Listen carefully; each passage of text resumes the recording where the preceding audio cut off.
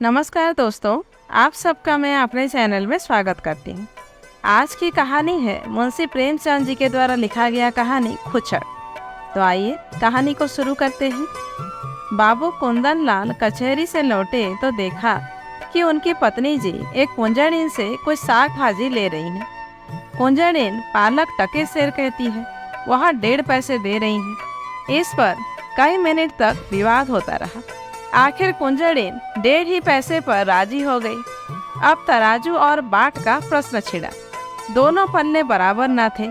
एक में पसंगा था, बाट भी पूरे न उतरते थे। पड़ोसी के घर से शेर आया। साग तुल जाने के बाद जब घाटे का प्रश्न उठा, पत्नी जी और मांगती थी। कुंजड़िन कहती थी, अब क्या शेर तो शेर घाटे में ही ले लोगी बहू जी। खैर, आधा घंटे में वह सौदा पूरा हुआ और कुंजड़िन फिर कभी ना आने की धमकी देकर विदा हुई। कुंदन लाल खड़े खड़े यह तमाशा देखते रहे। कुंजड़िन के जाने के बाद पत्नी जी लोटे का पानी लाईं तो कुंदन लाल ने कहा, आज तो तुमने जरा सा साग लेने में पूरे आधे घंटे लगा दिए। इतनी देर में तो 1005 का सौदा हो जाता। जरा जरा से साग के लिए इतनी ठाई ठाई करने में तुम्हारा सिर भी नहीं दुखता। रामेश्वरी ने कुछ लज्जित होकर कहा, पैसे मुफ्त में तो नहीं आते। यह ठीक है, लेकिन समय का भी कुछ मूल्य है। इतनी देर में तुमने बड़ी मुश्किल से एक धेले की बचत की।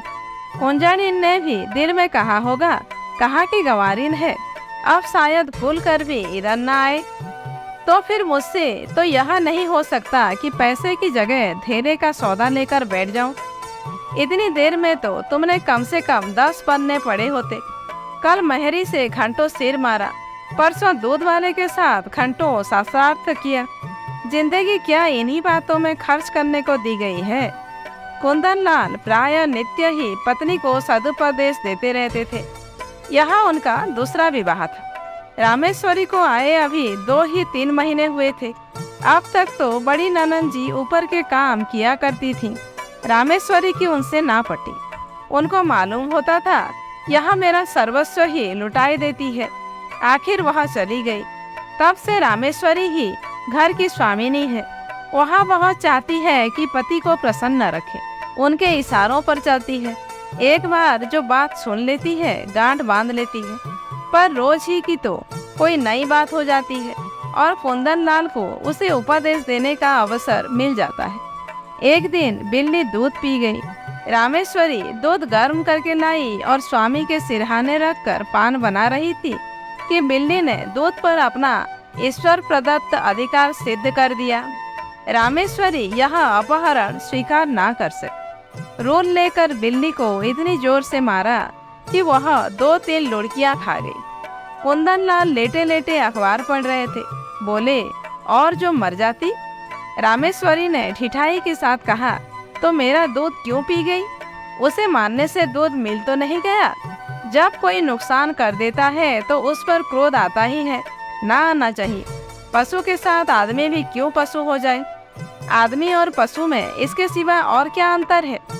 कुंदन लाल कई मिनट तक दया, विवेक और शांति की शिक्षा देते रहे। यहाँ तक कि बेचारी रामेश्वरी मारे ग्लानि के रो पड़ी। इसी भांति एक दिन रामेश्वरी ने एक भिक्षुक को दुत्कार दिया तो बाबू साहब ने फिर उपदेश देना शुरू किया। बोले, तुमसे ना उठा जाता हो तो लाओ मैं दे आऊं। गरीब को यूं ना दुत्कारना चाहिए। रामेश्वरी ने त्योरियां चढ़ाते हुए कहा, दिन भर तो तांता लगा रहता है, कोई कहाँ तक दौड़े। सारा देश भीख मांगो ही से भर गया है शायद। कुंदन लाल ने उपेक्षा की भाव से मुस्कुरा कर कहा, उसी देश में तो तुम भी बसती हो। इतने भिखमंगे आ कहाँ से जाते हैं? ये सब काम क्यों नहीं करते? कोई आदमी इतना नीच नहीं होता जो काम मिलने पर भीख मांगे। हाँ, अपंग हो तो दूसरी बात है। अपंगों का भीख के सिवा और क्या सहारा हो सकता है? सरकार इनके लिए अनाथालय क्यों नहीं खुलवाती? जब स्वराज्य हो जाएगा तब शायद खुल जाए। अभी तो कोई आशा नहीं है, मगर स्वराज्य भी धर्म ही से आएगा। लाखों साधु सन्यासी, पंडे पुजारी मुफ्त का माल उड़ाते हैं। क्या इतना धर्म काफी नहीं है? अगर इस धर्म में से स्वराज्य मिलता तो कब का मिल चुका होता। इसी धर्म का प्रसाद है कि हिंदू जाति अभी तक जीवित है, नहीं कब की रसातल में पहुंच चुकी होती। रोम, यूनान, ईरान, सीरिया किसी का अब निशान भी नहीं है। यह हिंदू जाति है जो अभी तक समय के क्रूर आघातों का सामना करती चली जाती है। आप समझते होंगे हिंदू जाति जीवित है, मैं तो उसे उसी दिन मरा हुआ समझती हूँ जिस दिन से वह अधीन हो गई। जीवन स्वाधीनता का नाम है, गुलामी तो मौत है। कुंदन लाल ने पत्नी को चकित नेत्रों से देखा। ऐसे विद्रोही विचार उसमें कहाँ से आ गए? देखने में तो वह बिल्कुल भोली थी, समझे कहीं सुना सुना लिया होगा। कठोर होकर बोले, क्या व्यर्थ का विवाद करती हो, लजाती तो नहीं, ऊपर से और बकबक करती हो। रामेश्वरी यह फटकार पाकर चुप हो गई। एक क्षण वहाँ खड़ी रही, फिर धीरे धीरे कमरे से चली गई। एक दिन कुंदन लाल ने कई मित्रों की दावत की। रामेश्वरी सवेरे से रसोई में घुसी तो शाम तक सिर न उठा सकी। उसे यह बेगार बुरी मालूम हो रही थी। अगर दोस्तों की दावत करनी थी तो खाना बनवाने का कोई प्रबंध क्यों नहीं किया? सारा बोझ उसी के सिर क्यों डाल दिया? उससे एक बार पूछ तो लिया होता कि दावत करूं या ना करूं। होता तब भी यही जो अब हो रहा है। वह दावत के प्रस्ताव का बड़ी खुशी से अनुमोदन करती, तब वह समझती दावत मैं कर रही हूँ। अब वह समझ रही थी मुझसे बेगार ली जा रही है। खैर, भोजन तैयार हुआ, लोगों ने भोजन किया और चले गए, मगर मुंशी जी मुंह फुलाए बैठे हुए थे। रामेश्वरी ने कहा, तुम क्यों नहीं खा लेते? क्या अभी सवेरा है? बाबू साहब ने आंखें फाड़कर कहा, क्या खान, यह खाना है या बैलों की सानी? रामेश्वरी के सिर से पांव तक आग लग गई। सारा दिन चूल्हे के सामने जली उसका यह पुरस्कार। बोली, मुझसे जैसा हो सका बनाया, जो बात अपने बस की नहीं है उसके लिए क्या करती। पूड़ियाँ सब सेवल है होंगी, कचौड़ी में इतना नमक था किसी ने छुआ तक नहीं होगा। हलवा अच्छी तरह भुना नहीं, कचाइयाँ आ रही थी, आती होंगी। शोरबा इतना पतला था जैसे चाय होगा। स्त्री का पहला धर्म यह है कि वह रसोई के काम में चतुर हो। फिर उपदेशों का तार बंधा, यहाँ तक कि रामेश्वरी ऊब कर चली गई। 5-6 महीने गुजर गए। एक दिन कुंदन लाल के एक दूर के संबंधी उनसे मिलने आए।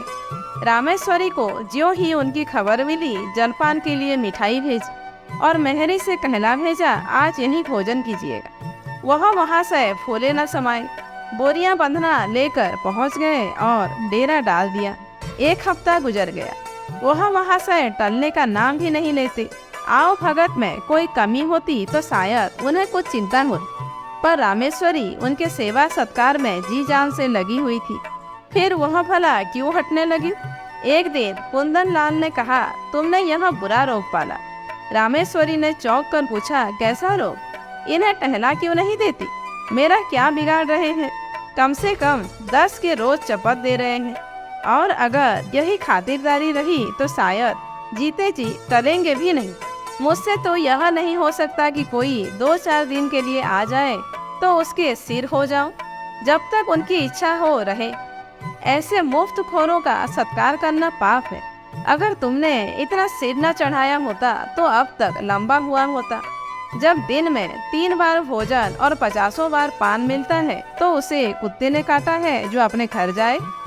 रोटी का चोर बनना तो अच्छा नहीं। कुपात्र और सुपात्र का विचार तो कर लेना चाहिए। ऐसे आलसियों को खिलाना पिलाना वास्तव में उन्हें जहर देना है। जहर से तो केवल प्राण निकल जाते हैं, यह खातिरदारी तो आत्मा का सर्वनाश कर देती है। अगर यह हजरत महीने भर भी यहाँ रह गए तो फिर जिंदगी भर के लिए बेकार हो जाएंगे। फिर इनसे कुछ ना होगा और इसका सारा दोष तुम्हारे सिर होगा। तर्क का ताता बन गया, प्रमाणों की झड़ी लग गई। रामेश्वरी खिसिया कर चली गई। कुंदन लाल उससे कभी संतुष्ट भी हो सकते हैं, उनके उपदेशों की वर्षा कभी बंद भी हो सकती है। यह प्रश्न उसके मन में बार बार उठने लगा। एक दिन देहात से भैंस का ताजा घी आया। इधर महीनों से बाजार का घी खाते खाते नाक में दम हो रहा था। रामेश्वरी ने उसे खौलाया, उसमें लौंग डाली और कढ़ा से निकालकर एक मटकी में रख दिया। उसकी सौंधी सौंधी सुगंध से सारा घर महक रहा था। महरी चौका बर्तन करने आई तो उसने चाहा कि मटकी चौके से उठाकर छीके या आले पर रख दे, पर संयोग की बात उसने मटकी उठाई तो वह उसके हाथ से छूटकर गिर पड़ी। सारा घी बह गया। धमाका सुनकर रामेश्वरी दौड़ी तो महरी खड़ी रो रही थी और मटकी चूर चूर हो गई। तड़प कर बोली, मटकी कैसे टूट गई?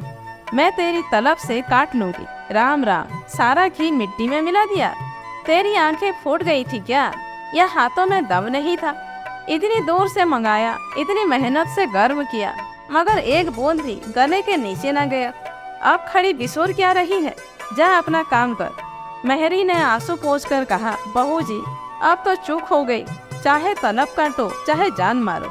मैंने तो सोचा उठाकर आले पर रख दो तो चौका लगाओ। क्या जानती थी कि भाग्य में यह लिखा है? न जाने किसका मुंह देखकर उठी थी। रामेश्वरी, मैं कुछ नहीं जान, सब रुपए तेरी तलब से वसूल कर लूं। 1 रुपया जुर्माना ना किया तो कहना।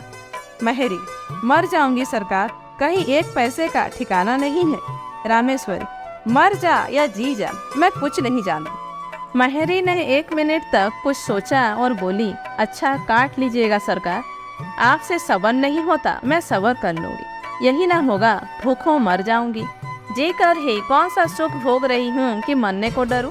समझ लूंगी 1 महीना कोई काम नहीं किया, आदमी से बड़ा बड़ा नुकसान हो जाता है, यह तो घी ही था। रामेश्वरी को एक ही क्षण में महरी पर दया आ गई।